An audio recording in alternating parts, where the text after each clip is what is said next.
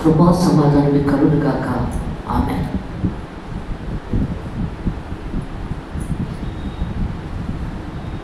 నిన్నంతా తమ్ముడు గ్రంథంలో దేవుడు మాట్లాడుచున్నాడు. ఇక్కడ 2వ గ్రంథం 1వ అధ్యాయం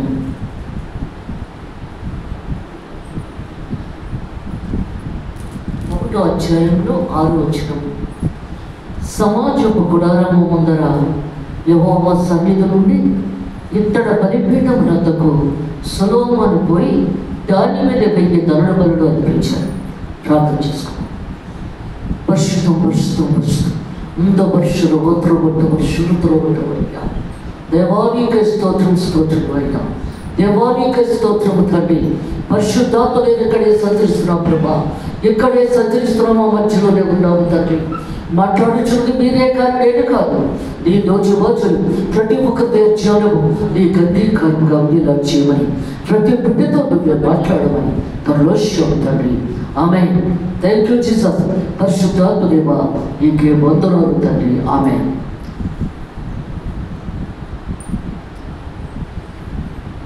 పరిశుద్ధాత్మ దేవుడు ఏమైనా మాట్లాడుతూ ఉన్నాడంటే, దేవాది దేవుడు సర్వాధికారుడు సృష్టికర్త సర్వోన్నత దేవుడు ఆయన.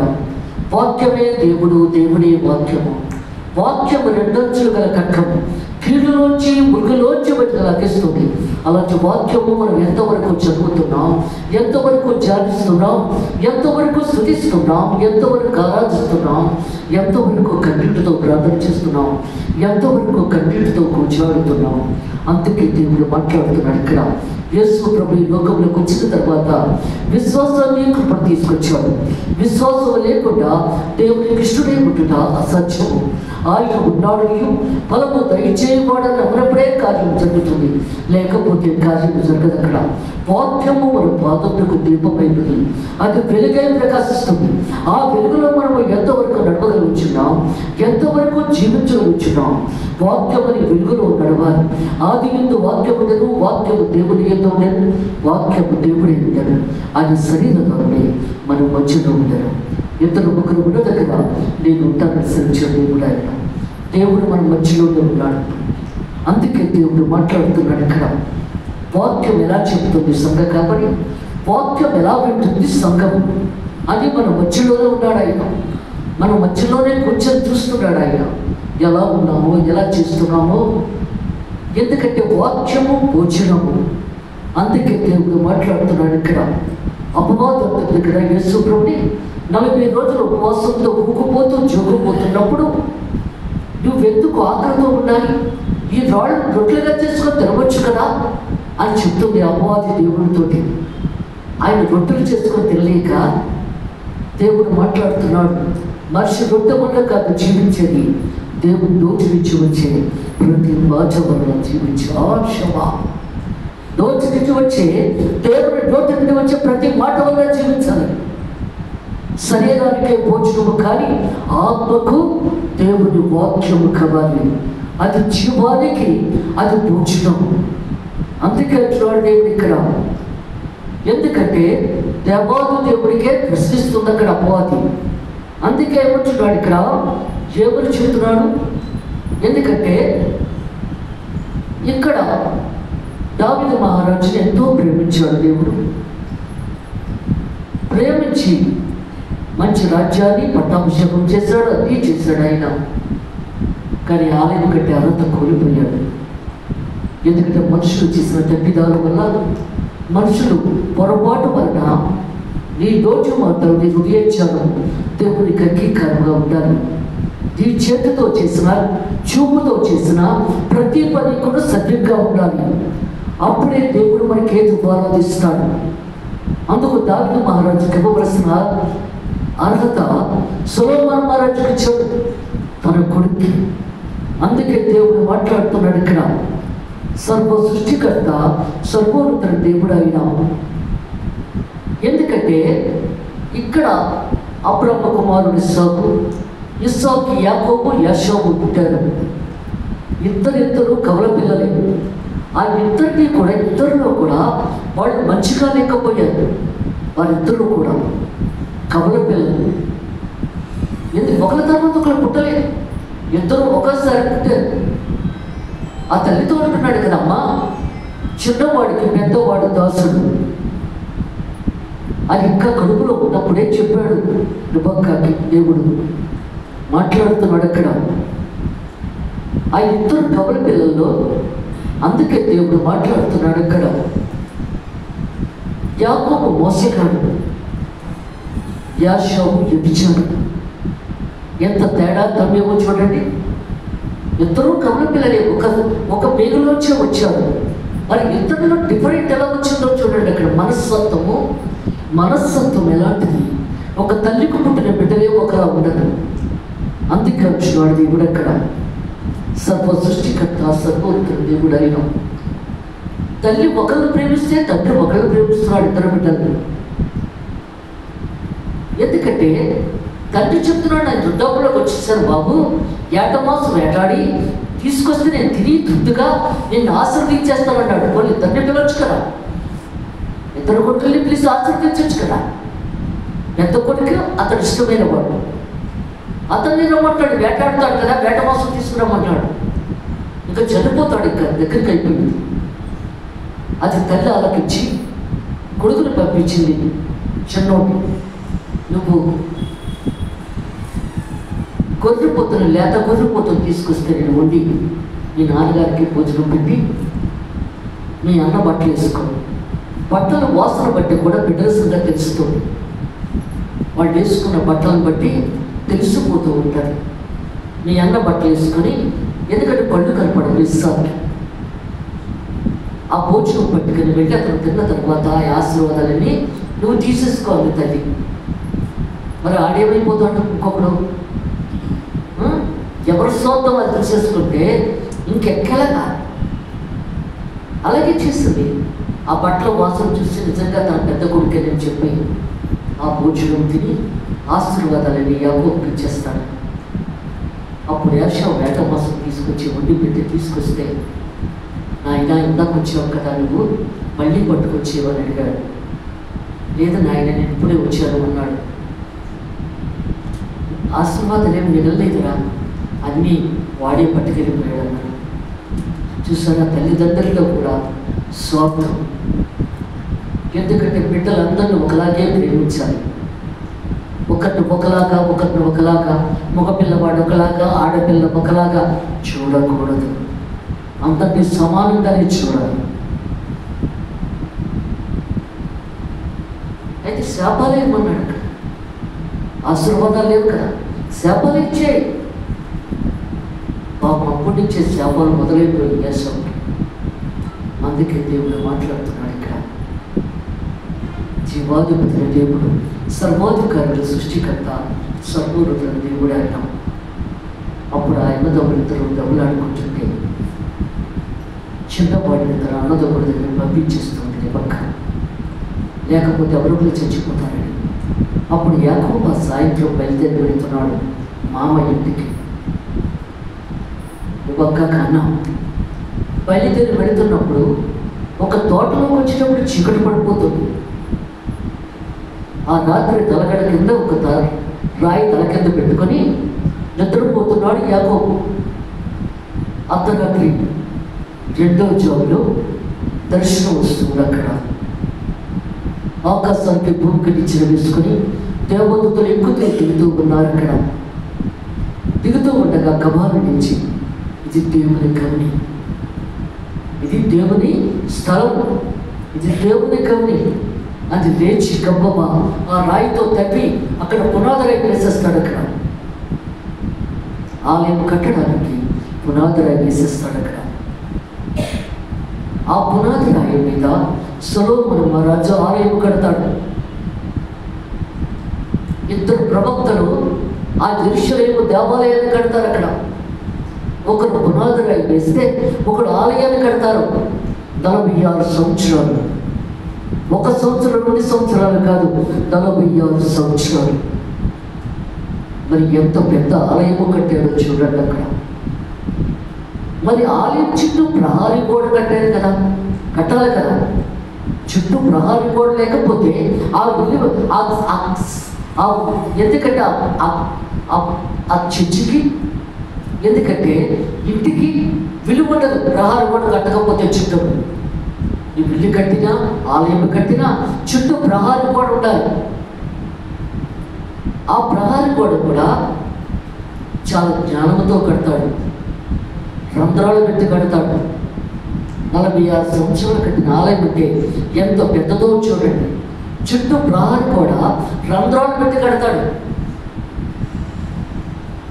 అందుకంటాడు కదా, యేసు ప్రభు దగ్గరికి ఒక ధనవంతుడు వచ్చి డబ్బు సర్చిస్తాడు. నాకు అక్కర్లేదు, నీ దగ్గర వచ్చి అన్నాడు దేవుడు. అక్కడ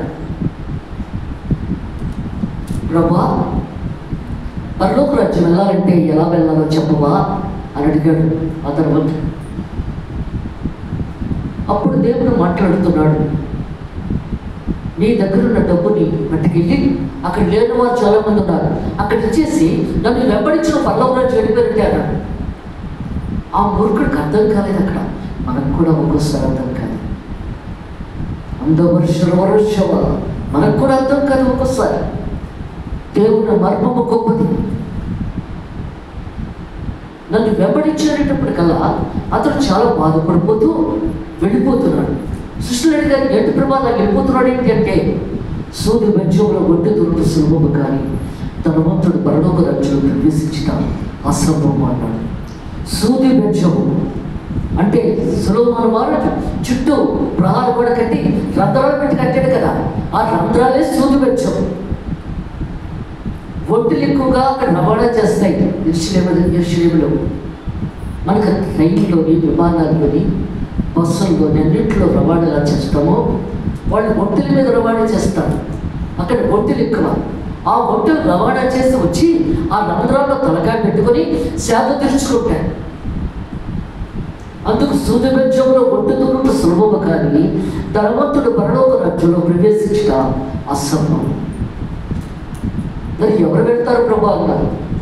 ఎవరు వెళ్తారు పరలోక రాజ్యం?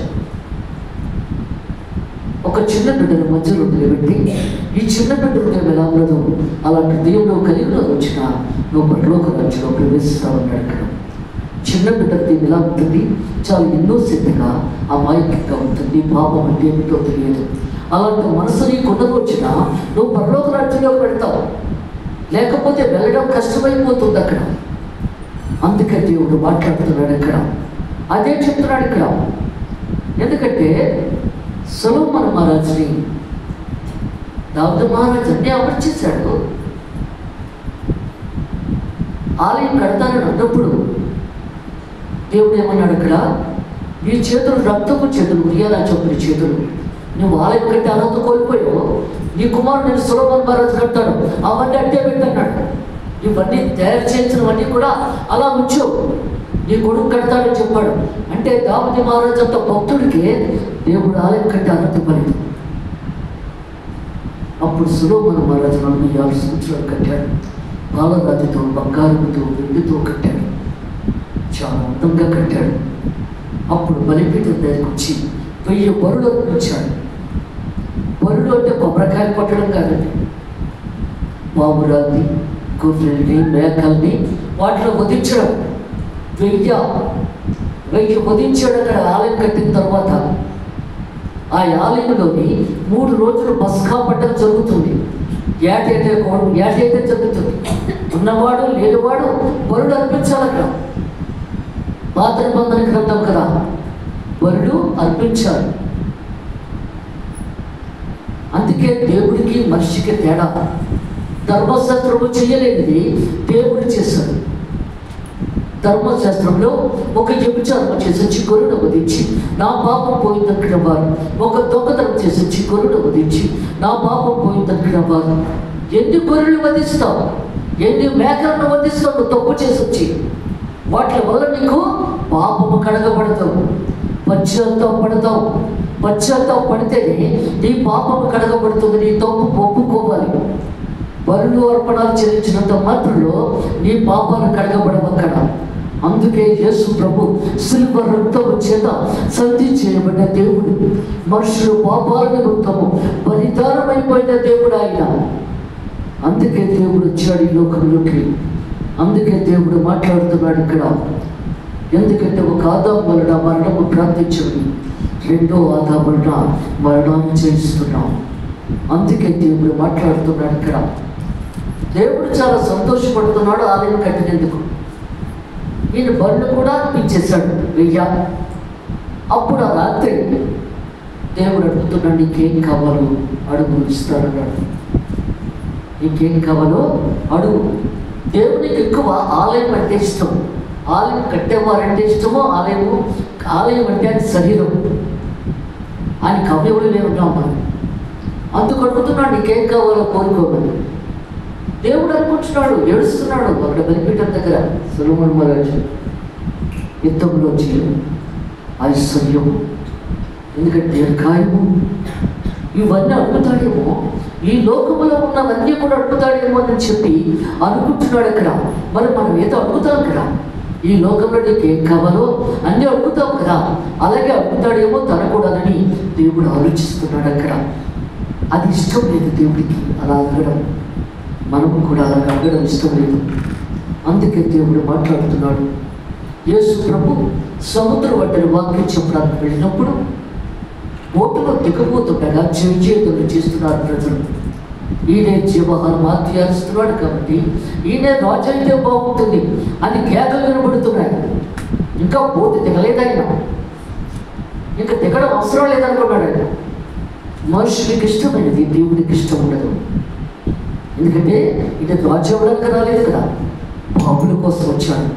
ప్రతి మనిషిని మార్చి పరలోక రాజ్యాన్ని తీసుకెళ్ళడానికి వచ్చాడు, కానీ రాజు అవ్వడానికి రాలేదు. ఇక్కడ ఓటు వెనక తిప్పేశాడు. ఇంక వాళ్ళతో ఏం మాట్లాడలేదు అక్కడ. అందుకే ఇక్కడ కూడా దేవుడు మాట్లాడుతున్నాడు. ఇక్కడ ఏమిటి అడుగుతాడు? ఏ లోకమైనదా పరలోకమైనదా, ఏది అడుగుతాడు ఇక్కడ అని ఎదురు చూస్తున్నాడు దేవుడు ఇక్కడ. అప్పుడు వచ్చినాడు ప్రభా, ఏడుస్తున్నాడు. ఇంత రాజ్యాన్ని నాకు ఇచ్చావు కదా ప్రభా, ఎందుకంటే నా తండ్రికి ఇచ్చిన వాగ్దానాన్ని బట్టి ఆయన రాజ్యాన్ని నాకు ఇచ్చావు, ఆయన పరిపాలించే రాజ్యాన్ని నాకు ఇచ్చావు ప్రభా. ఈ రాజ్యాన్ని పరిపాలించాలంటే నా జ్ఞానం ఎదించాలి. నీ జ్ఞానాన్ని కొంచెం ఇవ్వండి ప్రభా, అంతకన్నా నేను ఎక్కువేం అడగటం లేదు. నీ జ్ఞానంలో కొంచెం ఇవ్వండి, ప్రజలను ఎలా పరిపాలించాలో తెలుస్తుంది అన్నప్పుడు దేవుడు చాలా సంతోషపడ్డాడు. ఎందుకంటే ఏ లోకమైన దొరుకుతాడేమో అని దేవుడు కొంచెం కాబరా పడ్డాడు అక్కడ. ఎందుకంటే మన ప్రార్థన ఒక సువాసన వలె ఉండాలంటే ఏ లోకమైన అడగకూడదు. నాకు ఇది కావాలి ప్రభా, అది కావాలి ప్రభా నువ్వు అడగకూడదు. దేవుడికి తెలుసు నీకేది ఇవ్వాలో ఆయన నీకు ఇస్తాడు, నువ్వు అడగకు. సేవకులు ప్రార్థన ఇతరులకు చేసినప్పుడు వాళ్ళ గురించి చేస్తానే తప్ప మా గురించి నేను చేసుకో. ఎందుకు చేసుకోము? దేవుడికి తెలుసు మాకు ఏం చెయ్యాలో ఎలా చెయ్యాలో దేవుడికి తెలుసు. కాబట్టి ఏ లోకమైన ఏమి కూడా మనం అడగకూడదు. అప్పుడు దేవుడు సంతోషపడి ఏమన్నాడు? జ్ఞానముతో పాటు ఐశ్వర్యాన్ని కూడా ఇస్తున్నాను అన్నాడు. జ్ఞానంతో పాటు ఐశ్వర్యాన్ని కూడా ఇస్తున్నాడు. అందుకే దేవుడు మాట్లాడుతున్నాడు ఇక్కడ. జీవాధిపతి దేవుడు, సర్వాధికారుల సృష్టికర్త, సర్వోత్తర దేవుడు అయినా జ్ఞానంతో పాటు ఐశ్వర్యాన్ని సృష్టి యావత్తులో సొలొమోను మహారాజే ధనవంతుడు. అందుకే దేవుడు మాట్లాడుతున్నాడు. ఎందుకంటే ఎవరు చెప్తున్నాడు ఇక్కడ? అందుకు దేవుడు సొలొమోనుతో ఎలాగో సెలవిచ్చాడు, నీవు ఈ ప్రకారము యోచించుకొని, ఎందుకంటే జ్ఞానాన్ని అడిగాడు కదా, నువ్వు ఎలా ఆలోచిస్తావో నేను అనుకోలేదు.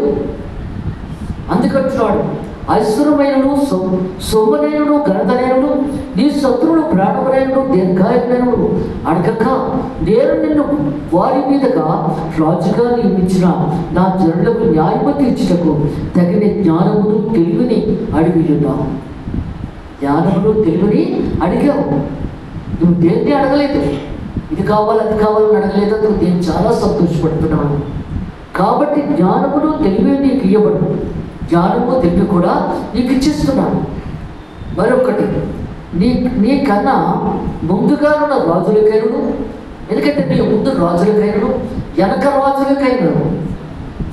రాజులకైనను కలగని ఐశ్వర్యము సొమ్మును ఘనతను నీకు ఇచ్చిందని చెప్పాను. ఎందుకంటే ధనము, డబ్బు, ఘనత, గొప్పతనం అన్నీ నీకు ఇచ్చేస్తాను. ముందు రాజులకు లేదు, వెనక వచ్చే రాజులకు కూడా ఏమీ లేదు. అంత గొప్పగా నీకు ఇస్తున్నాను అన్నాడు. కానీ మనం కూడా అంత గొప్పగానే మనం ఉంటాం. దేవుడి సన్నిధిలో మనం మొరపెట్టినప్పుడు అంత గొప్పగానే దేవుడు మనల్ని ఆశ్రయిస్తాడు. తలకందించాడు కానీ తోపకత ఏనాడు ఉంచాడు దేవుడు. కానీ మనం చేసే ప్రార్థన ఒక సువాసన వలె ఉండాలి, ఒక అత్తర వలె ఉండాలి. అందుకే అంటున్నాడు, ఏమొచ్చినాడు ఇక్కడ, యెషయా కళ్ళు కనపడవు, చెవులు కనపడవు. హిజ్కియా చంపేశాడు దేవుడు. ఆ సింహాసనాన్ని తప్పి చూస్తున్నాడు. ఇంత మంచి మహారాజు చనిపోయాడు కదా, మరలా ఎలాంటి మహారాజు వస్తాడని తడుపు చూస్తుండగా దేవుడు అంటున్నాడు, యెషయాని పిలిచాడు. చిత్తమ్మ ప్రభ అన్నాడు, ఏలోక సింహాసనం కాదు చూసేది, పరలోక సింహాసనం చూడు. నువ్వు ఏలోక సింహాసనం కాదు చూసేది, పరలోక సింహాసనం చూడాలి. మన పౌరస్థితి పరలోకమున్నది, ఏ లోకంలో ఏమీ లేదు. అందుకంటున్నాడు, పరలోకంలో ఉంది చూడు. దేవుని సింహాసనం పక్కన 2 కెరూబీలు ఉన్నాయి, 6 రెక్కలతో ఉన్నాయి. 2 రెక్కలతో కళ్ళు కొప్పుంచుకొని, 2 రెక్కలతో కాళ్ళు కొప్పుంచుకొని, 2 రెక్కలతో ఎగుర్చుకొని పరలోకం అంతా నిండిపోతుంది. గడప కవులు కదిలిపోతున్నాయి. దేవుడు పరిశుద్ధుడు, పరిశుద్ధుడు, పరిశుద్ధుడని కాలపథకాలు పడుతున్నాయి. పరిశుద్ధత ఎంతవరకండి? పరిశుద్ధత కలిగి ఉంటున్నాము, పవిత్రత కలిగి ఉంటున్నాము. ఆ దేవాది దేవుడు నీ హృదయంలోకి రావాలంటే నువ్వెంతవరకు పరిశుద్ధత కలిగి ఉంటున్నావు? పరిశుద్ధత ఉంటేనే కదా దేవుడు నీ దగ్గరికి వస్తాడు, లేకపోతే ఆయన ఎందుకు వస్తున్నాడు? అందుకే దేవుడు మాట్లాడుతున్నాడు. ఇక్కడ పత్రిక చదవండి.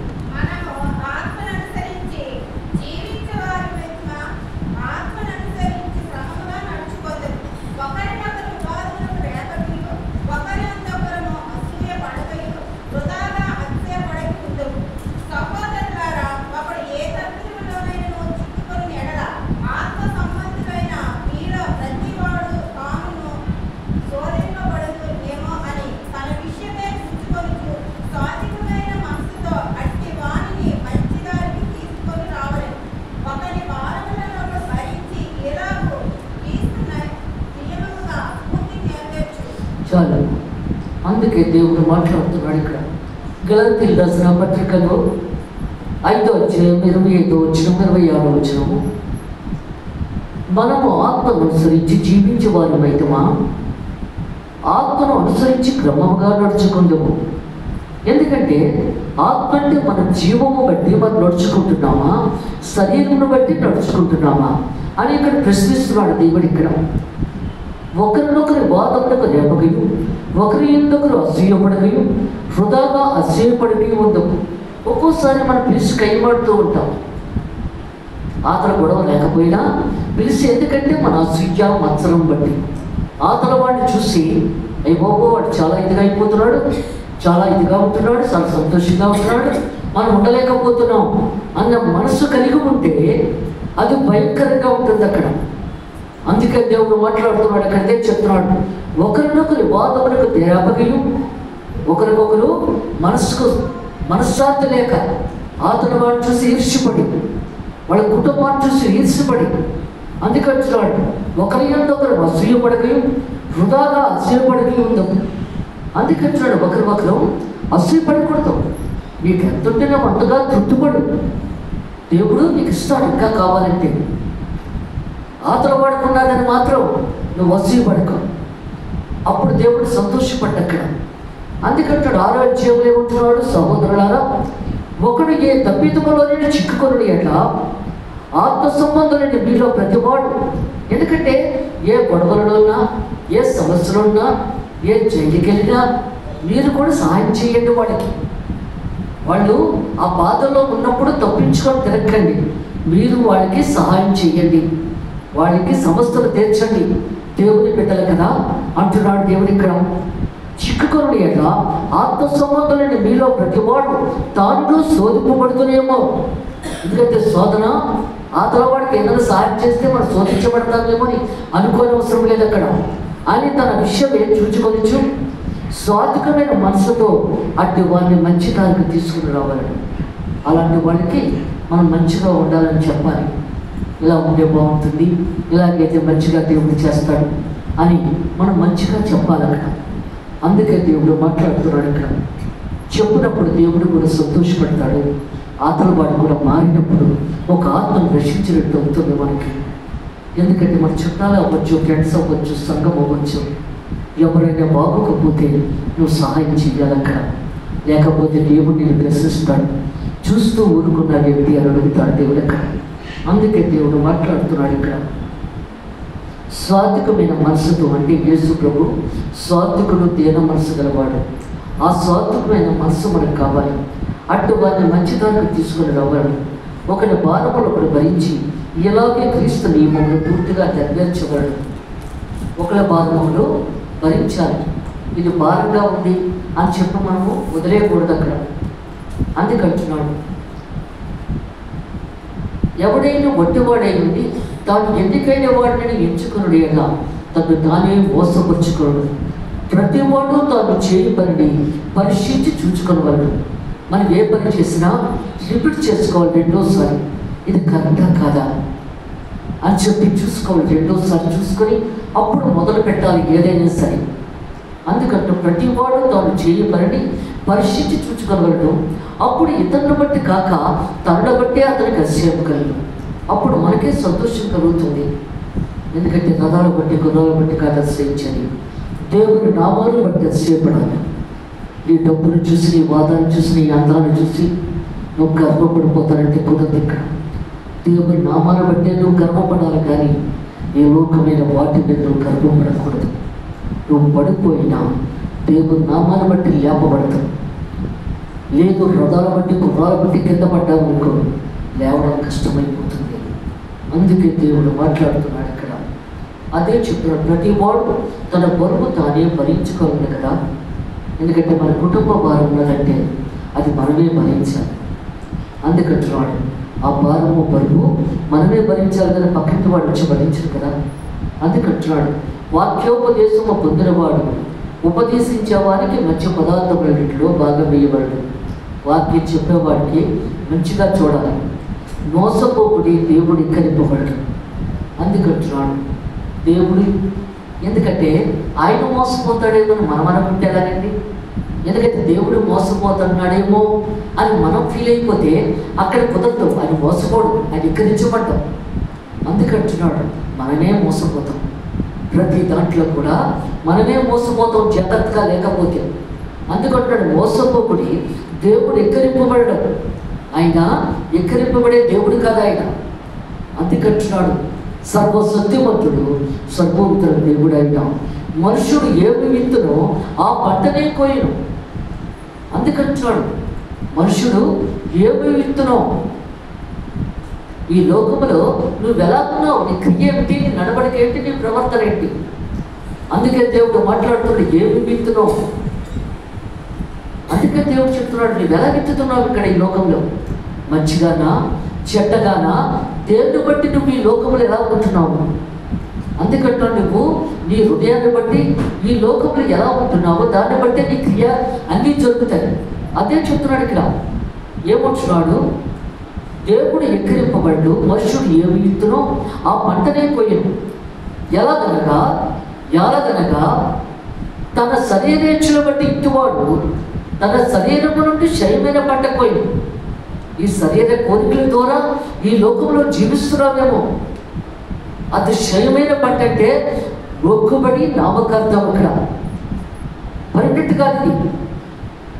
తప్పుగా నువ్వు ప్రవర్తించిన రోజున డైరెక్ట్గా నరకానికి వెళ్ళిపోవడమే తప్ప అంతకన్నా లేదు. శరీర కోరికలుగా ఉంటాయి. అందుకంటున్నాడు ఇక్కడ శరీరేచ్ఛను బట్టి ఇత్తువాడు తన శరీరము నుండి క్షయమైన పంట కోయను, ఆత్మను బట్టి ఇత్తునవాడు అంటే నీ జీవాన్ని బట్టి ఇత్తునవాడు.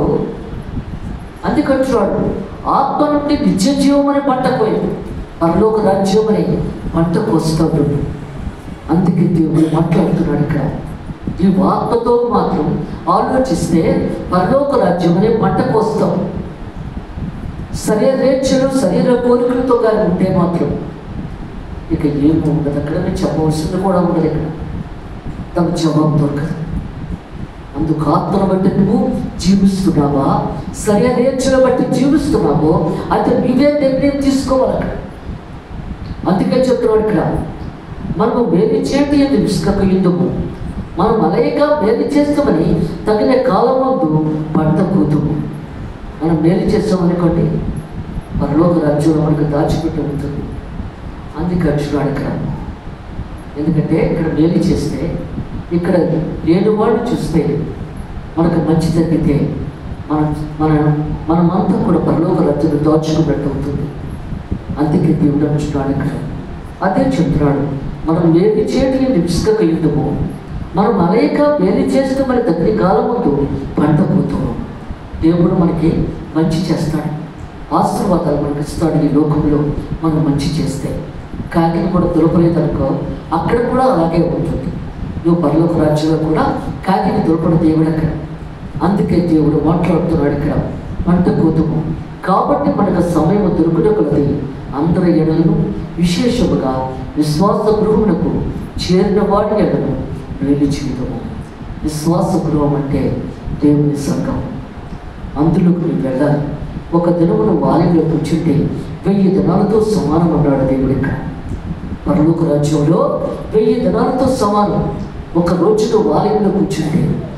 అందుకే దేవుడు మాట్లాడుతున్నాడు ఇక్కడ. సువార్త చదువు.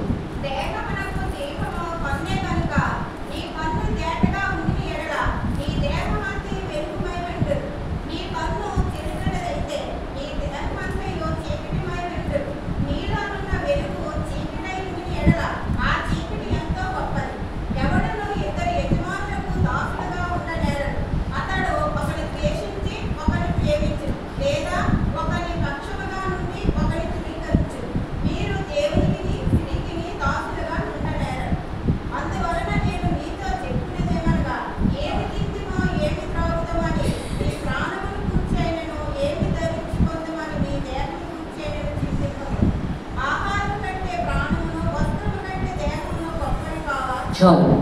అందుకే దేవుడు మాట్లాడుతున్నాడు ఇక్కడ. జీవాధిపతిన దేవుడు, సర్వాధికారుడు, సృష్టికర్త, సర్వోన్నతుల దేవుడు ఆయన. మత్తయి సువార్త 7:6 అధ్యాయంలో దేవుడు ఇలా మాట్లాడుతున్నాడు ఇక్కడ. 22వ వచనంలో ఏమంటున్నాడు? దేహమునకు దీపము కొన్నే, ఈ శరీరానికి కొన్నే దీపం. అందుకంటున్నాడు, దేహమునకు దీపము కొన్నే కనుక నీ కన్ను తేటగా ఉంటుంది అంట, నీ దేహం అంతా ఎరుగుమయమై ఉంటుంది. నీ కన్ను బాగా కనబడితే నీ శరీరం అంతా కూడా తేటగా కనబడుతుంది అక్కడ. అందుకే అంటున్నాడు కదా దేవుడు ఇక్కడ, 2 కళ్ళు కలిగి నరకాకులు పడవేయబట్టి కంటికి ఏ కన్నుతో తప్పు చేస్తావో ఆ కన్ను పీకేసి పరలోక రాజ్యంలో ప్రవేశించమంటున్నాడు. శరీరాశ, నేత్రాశ, జీవముండము, ఇది సాతాను ఈ లోకంలో పెట్టింది. శరీర కోరికలు, నేత్ర కోరికలు, కళ్ళుతోటే నువ్వు తప్పు చేసేస్తున్నావు. ఇక్కడ కన్ను గురించే మాట్లాడుతున్నాడు ఆయన. ఎందుకంటే మగవాడైనా ఆడపిల్లైనా కన్నుతో తప్పు జరుగుతుంది. ఆమె బాగున్నది అంటే నీ మనసుతో నువ్వు తప్పు చేసినట్టే. అతను బాగున్నాడు అంటే నీ మనసులో తప్పు చేసినట్టే. ఎందుకలా అనుకోవాలి? అనుకోవలసిన పని లేదు కదా. అందుకే దేవుడు మాట్లాడుతున్నాడు ఇక్కడ. ఎంతవరకు మనం దేవుడిలో జీవిస్తున్నాం. ఇటు అటు చూడవలసిన పని వచ్చింది. తిన్నగా నువ్వు నడవాలి, తిన్నగా చూడాలి తప్ప ఇటు అటు చూడవలసిన పని లేదు. అందుకే అంటున్నాడు దేవుడు ఇక్కడ, నీ కన్ను చెడినదైతే నీ దేహం అంతా చీకటిమయమై ఉండదు. నీ కన్ను చెడిపోతే నీ శరీరం అంతా, ఎందుకంటే కన్నుతో నువ్వు తప్పు చేసినప్పుడు శరీరం అంతా తప్పు చేసినట్టు లెక్క కదా అక్కడ. అందుకే అంటున్నాడు దేవుడు ఇక్కడ, నీ కన్ను చెడినదైతే నీ దేహం అంతా చీకటిమయమై ఉండదు. నీలో ఉన్న వెలుగు చీకటి ఉండేది అట్లా, ఆ చీకటి ఎంత గొప్పది. అందుకంటున్నాడు, నువ్వు చీకటికి లోపడుతున్నావా, వెలుగుకి లోపడుతున్నావా? చీకటి అంటే సాతాను, వెలుగంటే దేవుడు. దేనికి నువ్వు లోపడుతున్నావో, ఎలా జీవిస్తున్నావో దేవుడు ఇక్కడ మాట్లాడుతున్నాడు. అదే చెప్తున్నాడు ఇక్కడ. నీలో ఉన్న వెలుగు చీకటి ఉంటేనే అట్లా, ఆ చీకటి ఎంత గొప్పది. అందుకే అంటున్నాడు ఇక్కడ, ఆ చీకటిని కూడా నువ్వు వెలుగుగా చేసుకున్నప్పుడు దేవుడు సంతోషపడతాడు అక్కడ. నువ్వు బైబిల్ ఎక్కువ చదివి ప్రార్థన ఎక్కువ చేసుకున్నప్పుడు చీకటి నీ దగ్గరికి రాదు, రావడానికి భయపడుతుంది. నీ మనసుకు కూడా రాదది. ఎలాంటి చెడు ఆలోచన కూడా నీ మనసు దగ్గరికి రాదు, నీ ప్రాంతంలో వాక్యం లేక ఉన్నప్పుడు. అందుకంటున్నాడు చీకటిని పారదోలే దేవుడు. అందుకంటున్నాడు యోహాను సువార్త మాట చదివించవండి.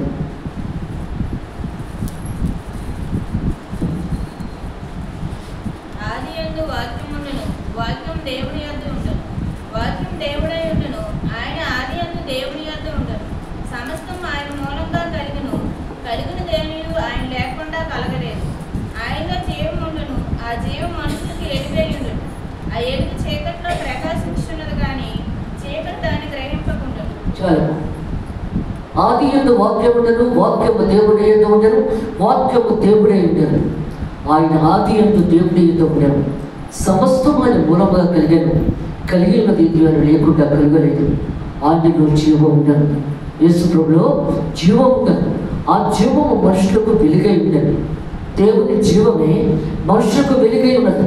ఎందుకంటే వాక్యమే దేవుడు కాబట్టి ఆ వాక్యము నీ హృదయంలోకి వచ్చినప్పుడు ఆ జీవము వెలుగుమయమే ఉంటుంది, సాతాను దగ్గరికి రాదు. అది కంటున్నాడు ఆయనలో జీవం ఉండను, ఆ జీవము మనుషులకు వెలుగై ఉండను. ఆ వెలుగు చీకటిలో ప్రకాశిస్తున్నది కానీ చీకటి దాన్ని గ్రహింపకుండా. చీకటి గ్రహించలేదు, పాపం గ్రహించదు, ఎందుకంటే సాతాను కాబట్టి గ్రహించదు. అందుకే అంటున్నాడు, ఎందుకంటే నువ్వు వెలుగులో ఉండాలి కానీ చీకటిలో కాదు ఉండేది. అందుకే అంటున్నాడు దేవుడు. ఇక్కడ ఏమొచ్చినాడు? మత్తయి సువార్త 6:24 వచ్చినాం. ఎవడు ఇతడు యజమానులకు దాసుడుగా ఉండలేడు. అతడు ఒకరిని ద్వేషించి ఒకరిని ప్రేమించను, లేదా ఒకరిని పశ్చిమగా నుండి ఒకరిని తృణీకరించను. మీరు దేవునికి స్త్రీకిని దాసులుగా ఉండలేరు.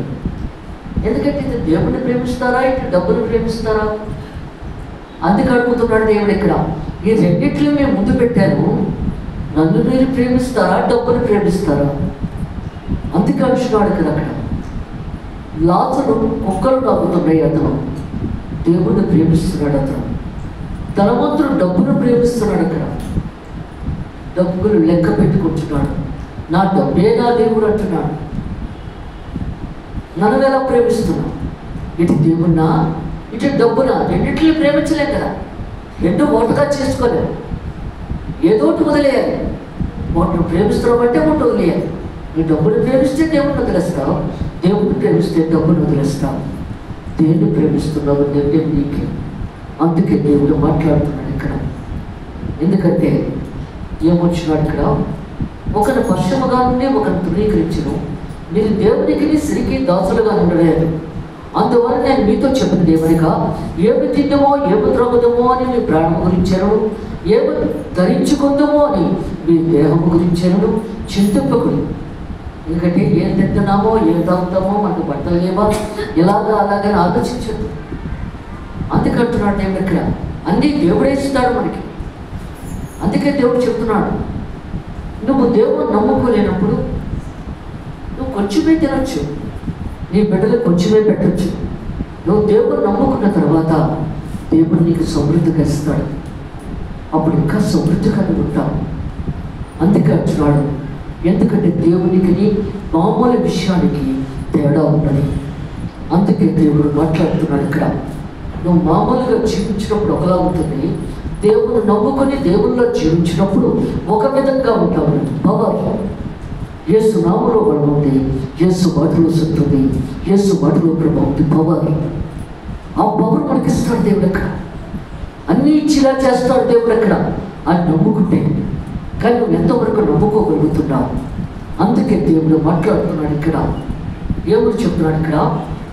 అందువల్ల నేను మీతో చెప్పినది ఏమనగా, ఏమి తిందామో ఏమి త్రాగుదామో అని మీ ప్రాణం గురించాను, ఏమి ధరించుకుందామో అని మీ దేహం గురించాను చింతకు.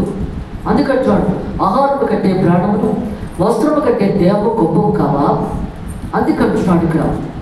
ఆకాశ పక్షులను చూడండి, అవి యుద్ధము కొయ్యము కోటలో కూర్చుగలవు, అయినను మీ పరలోకపు తండ్రి వాటిని పోషించుచున్నాడు, మీరు వాటికంటే ఓ శ్రేష్ఠులు కారా?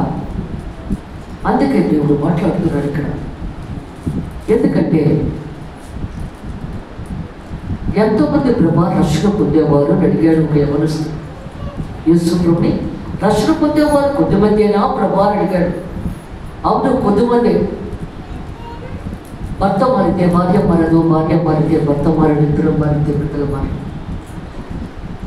పెళ్లి చేసుకున్నప్పుడు మాట్లాడుకుంటారు, ఆదివారం చర్చికి వెళ్ళిపోవాలి, చక్కగా ఉండాలి అనుకుంటాం. కానీ ఆదివారం వచ్చేటప్పటికల్లా ఆ భర్త నేను చాలా అలసిపోయినాను, వెళ్ళు చర్చికి, నేను రెస్ట్ తీసుకోవాలంటాడు. మరి ఎంతమంది అంటే చర్చికి వస్తున్నాము, ఎంతోమంది దేవుడితో కలిసి ఉండగలుగుతున్నాం. పాపం ఆ భార్య రండి మధ్యాహ్నం పడుకుందరు కానీ రండి అని అంటున్నా సరే వినిపించుకోండి, వెళ్ళు నువ్వు వెళ్ళు, ఇదిగో ఈ సందా పట్టుకెళ్ళి వేసే. ఆ సందా వేసేస్తుంది, ఆ వెళ్ళి వచ్చేస్తుంది, ఇలా జరుగుతూ ఉంది. చచ్చిపోయేది తిరగడం. చచ్చిపోయేటప్పటికల్లా ద్వారము, పరలోక ద్వారము, తన భార్య లోపలికి వెళ్ళినప్పుడు ద్వారము తెరవబడింది. వెనకాతలే ఇతను వెళ్ళిపోతున్నాడు, బయటకు తోసేశాడు. లోపలికి రానలేదా మొగుడిని. బయటకు తోసేటప్పటికి ఎందుకు తోస్తారు? మా ఆవిడ పంపిస్తారు కదా లోపలికి, మీ ఆవిడ చర్చకొచ్చింది, అందువల్ల ఆవిడ లోపలికి వెళ్ళింది.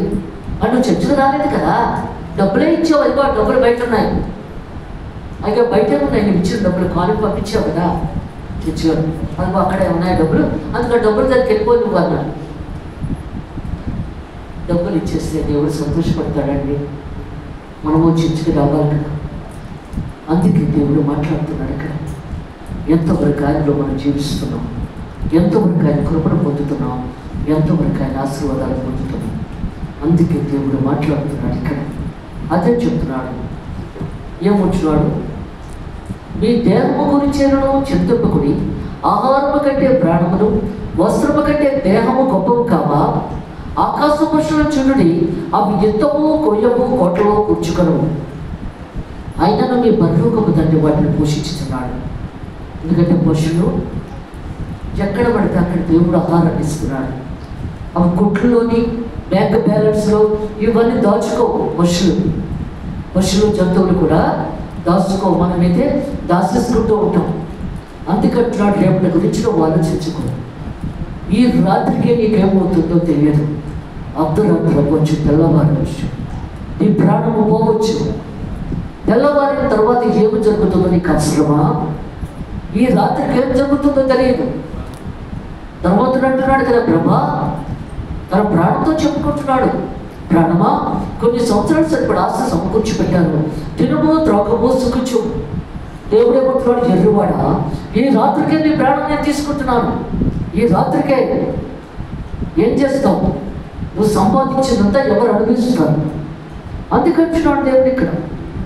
ఏమని చెప్తున్నాడు? వస్త్రముల గురించి ఏమో చింతింపనేలా, అడవి పువ్వులు ఎలాగో ఎదుగుచున్నవో ఆలోచించింది, అవి కష్టపడవో వడకము, అయినను తమ సమస్త వైభవంతో కూడిన సొలొమోను సైతము వీటిలో ఒకదాని వల్ల నేను అలంకరింపబడలేదు. పువ్వులు ఎంత అందంగా ఉంటాయండి, వాటికి ఏమైనా పెడుతున్నారా? ఏమీ లేదు కదా. ఆ నీళ్ళే పోస్తామో మాకు చాలా అందంగా ఉంటాయి ఆ పువ్వులు. సొలొమోను మహారాజు కూడా తన రాజ్యాన్ని అంత అందంగా చేసుకున్నాడు ఆయన. అందుకు వచ్చినాడు అక్కడ. ఎందుకంటే చెప్పి నేను ముగిస్తున్నాను. ఇద్దరు స్త్రీలు ఒక ఇంటిలో ఉన్నారు. ఇద్దరు పిల్లలు పుట్టారు. ఇద్దరికి పుట్టినప్పుడు కొంతమంది ఏమిటంటే తల్లిలు ఇద్దరు మైకంలో ఎలా పడుకుంటున్నారో తెలియదు. ఒక బిడ్డ మీద పడిపోయేటప్పుడు చచ్చిపోయింది ఆ బిడ్డ.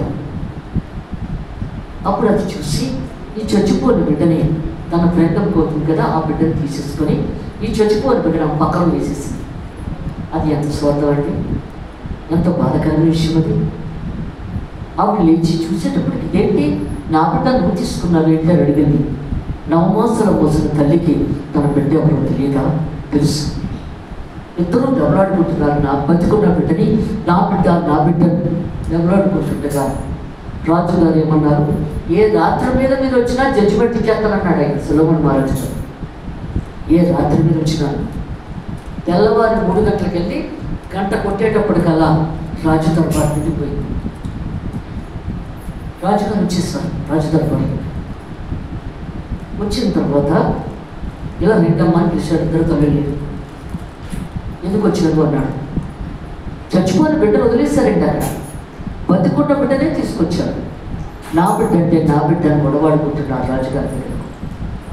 అప్పుడు పనివాడిని పిలిచి కత్తి షార్ప్గా చేసి తీసుకొని రా అన్నాడు. షార్ప్ అంటే ఇలా కొట్టేటప్పుడు కదా నరికేయాలి, నరకబడిపోవాలి, అంత షార్ప్గా తీసుకురమ్మన్నాడు. వచ్చిన తర్వాత పనివాడితో చెప్పాడు, ఈ బతుకున్న బిడ్డని 2 ముక్కలు చేసి చెరుకో ముక్క చేతులు పెట్టి పట్టుకుపోతారన్నాడు రాజుగారు. అప్పుడు కన్న తల్లి, వద్దయ్యా వద్దు, నాకు వద్దు ఆ బిడ్డ, ఆమెకి ఇచ్చేయండి, వద్దు 2 ముక్కలు చేయొద్దు, ఆమెకి ఇచ్చేయండి, నాకు అక్కర్లేదు, ఎక్కడున్నా నా బిడ్డే అంత కన్న తల్లి. కానీ ఈవిడ ఏం చేస్తుంది? నోరు మూసుకొని ఉండొచ్చు కదా. లేదు, నా బిడ్డలుగా చచ్చిపోయింది, ఈయన బిడ్డ కూడా చచ్చిపోవాలి. మరి మనం కూడా అలాగే ఉన్నామేమో.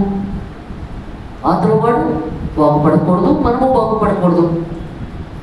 ఎందుకంటే ఆతలవాడు బాగుంటేనే మనకి బాగు కలుగుతుంది. మనము అతను మంచిగా ఉన్నాడు అని అన్నామనుకో, అప్పుడు నీ కుటుంబానికి మంచి చేస్తాడు దేవుడు. అక్కడ లేదు, వాడు చెడిపోవాలి అని నువ్వు అనుకుంటే మనం కూడా అలాగే చెడిపోతాం. ఎందుకంటే క్రైస్తవ జీవితము ఒక మూలమాట కాదు, ముళ్ళ కంచెలు రాళ్ళ కూడా దాటి వెళ్ళాలి. అప్పుడు రాజుగారు కన్న తల్లికి బిడ్డనిచ్చి ఆమెని కొరడా దెబ్బలు గుర్తించాడు అక్కడ. ఎందుకంటే జ్ఞానవంతుడు కదా. అందువల్ల ప్రతి ఒక్కరు కూడా ప్రార్థనలో వాక్యంలో ఉన్న రోజున దేవుడు సంతోషపడతాడు. దేవుడు పరిశుద్ధ వాక్యం కావాలి.